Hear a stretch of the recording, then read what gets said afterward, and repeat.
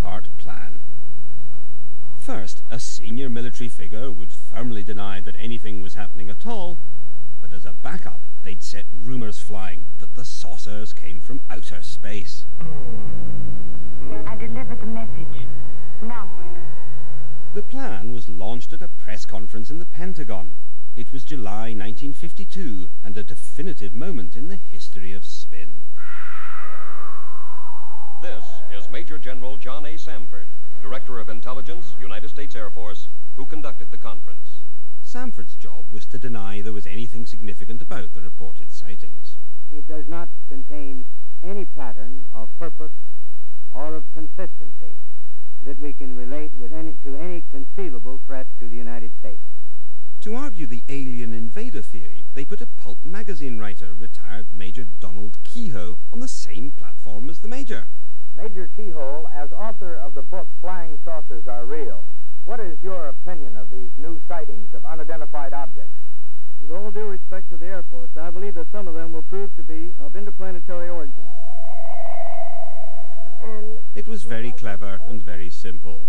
Now, anyone who saw a military saucer would be encouraged to believe they'd seen an alien. It was about 40 feet long, and the rest of us would laugh at them. I saw it for so many minutes that I can't deny what I saw. The press loved the alien story and ran it with enthusiasm. The very edition of Life magazine, which launched Marilyn Monroe as a star, also launched the career of many a monster from Mars. Never before has the screen reached such heights of excitement. Breathtaking spectacle. Donald Keyhoe's writings directly inspired the most classic saucer movie, Earth vs. the Flying Saucers, made by legendary Hollywood animator Ray Harryhausen. The basic concept was taken from one of his books about flying saucers. I understand that the government has made a lot of experiments with round flying objects, and which they kept quiet, and so they probably encouraged the idea that they were aliens from outer space. Indeed, it appears the government was so interested that the film's producer, Charles Schneer, was reporting directly to them.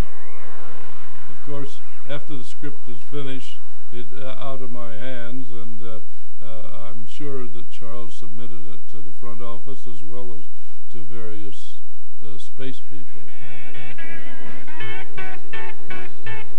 Oh, here they come. Oh, there they go. But while American citizens looked to the skies with varying degrees of concern, the men in black were looking closer to home. They were desperate for their own saucers, and just like the Russians, they were looking for former Nazi scientists to help them. In some respects, the Americans did very well. They snatched Nazi technology boss Werner von Braun and made him into an invaluable member of the American war machine. They also acquired a great deal of German V-2 rocket technology. But while they played with these new toys with rather more enthusiasm than skill, they knew there was a serious gap in their new armory. They had no German saucers. It seems that the Air Force was concerned that the Russians may be ahead of us and that we need to have our own, an answer to the Soviet saucers. Then, one day in 1957, they had a stroke of luck.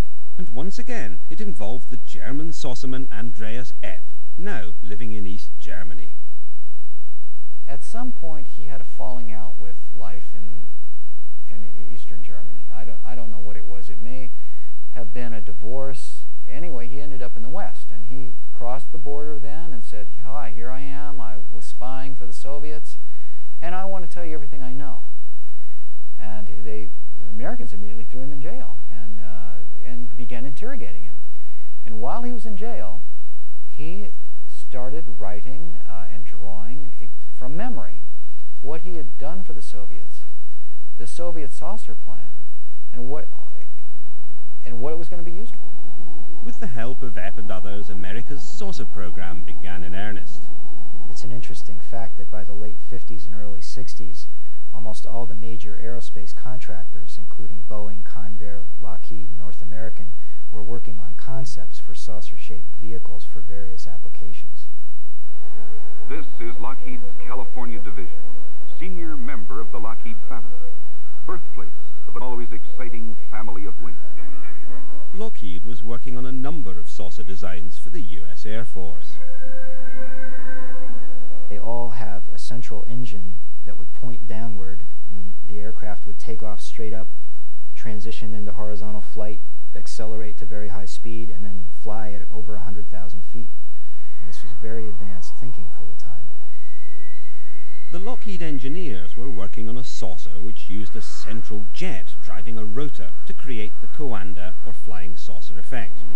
Once airborne, it redirected its jet to travel horizontally at supersonic speeds. But Lockheed wasn't the only US corporation